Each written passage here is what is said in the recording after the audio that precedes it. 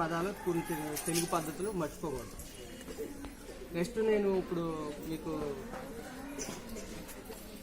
నేనే సర్పంచ్ని అయితే ఏం చేస్తాను అని ఒక కాన్సెప్ట్ మీద మీకు వ్యాసరచన రాయమని పెట్టాను. కానీ అందరూ బాగా రాశారు, చాలా బాగా మంచి మంచి అన్ని మన ఊర్లో ఉన్న సమస్యల గురించి చాలా చక్కగా రాశారు.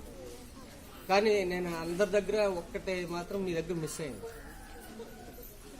మీ స్కూల్లో మీకు గ్రౌండ్ లేదు, అవునా? ఆ విషయం మీరు మర్చిపోయారు. ఎవరు కూడా నేను అబ్జర్వ్ చేసిన దాంట్లో ఎక్కడ గ్రౌండ్ లేదు మాకు. నేను అదే ఒక్కలే ఎవరు రాశారు. ఇంతమందిలో ఎవరు కూడా నేనే సర్పంచ్ అయితే మేము పిల్లలకి ఆడుకోవడానికి మేరైతే మా చదువుతో పాటు చదువు ఎంత ముఖ్యమో ఆటలు కూడా అంతే ముఖ్యం. కానీ మీరు ఆడుకోవడానికి సరైన స్థలం లేదు మాకు అనే పాయింట్ ఒకటి మిస్ అయిపోయింది. రాశారు, ఒకరిద్దరు రాసి ఉంటారు, కానీ ఎక్కువ నేను మీకు మన స్కూల్కి ఉన్నది ప్రాబ్లం అదే. మన ఈ ఊర్లో ఇప్పుడు మన పక్కన ఉన్న బూరుపూడి చూసుకోండి, మంచి విశాలమైన గ్రౌండ్ ఉంటుంది.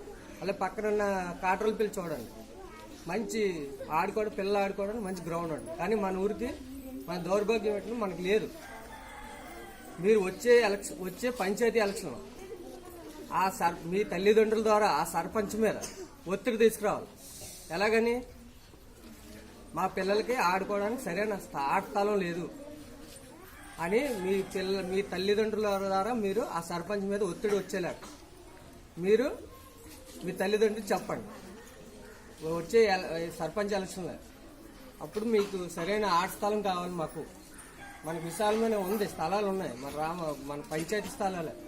అవి వచ్చేలాగా మీ తల్లిదండ్రుల ద్వారా మీరు మీది అది చేపించుకోవాలి. ఎందుకంటే ఇది ఇప్పుడు మీతో అయిపోదు, మీ తరతరాలు మీ పిల్లలకు కూడా ఉండదు ఇదే పరిస్థితి. రేపు పొద్దున్న మీ పిల్లలు కూడా ఇదే స్కూల్లో చదువుతారు, మీకు కూడా ఉండదు, ఆ పిల్లలకు కూడా ఉండదు. ఓకేనా? ఇక్కడ ఈరోజు ఈ సభాముఖంగా చెప్పదలసింది ఇదే ముఖ్యంగా.